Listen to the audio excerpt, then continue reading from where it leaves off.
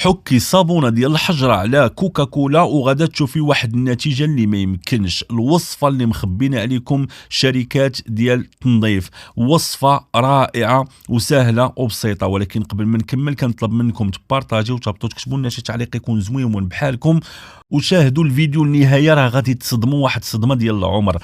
من بعد ما جبنا واحد كاسرونه اولا مقله غادي نحكوا ديك الصابونه مزيان كما كتشوفوا حتى كنحصلوا على هذا الشكل هذا. من بعد غادي نشعلوا البوطه تكون خفيفه، نار خفيفه ضروريه.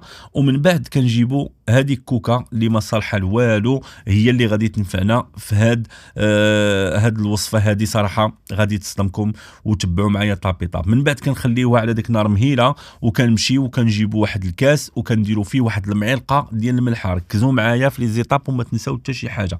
من بعد كنزيدوا واحد شويه ديال الماء على ديك الملحه، وكنقوموا بالتحريك ديال هاد المكونات جيدا. وصفه غادي تصدمكم. من بعد غادي نشدوا هاد الماء وغادي نضيفوه الكاسرونه ديالنا او المقله ديالنا، وغادي نحركوا هاد المكونات. حاولوا تخليهم يغليوا جيدا حتى تحصلوا على هاد الرغوه هذه بحال ديال البحر، يعني راه هي اللي بغيناها.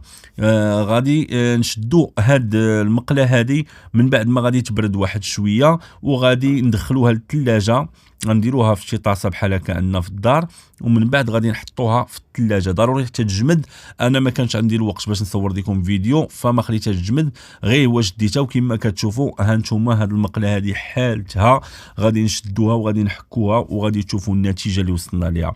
هاد الوصفه هذه غادي تغنيك على منظفات اللي كتخسري فيهم فلوسك بلا فايده، راه كترد داك الشينيو. ها نتوما غتشوفوا النتيجه. ما غنطلب منكم حتى شي حاجه من غير انكم تبارطاجيو الفيديو وتكتبوا لنا شي شكر في التعليق. وشكرا والى اللقاء.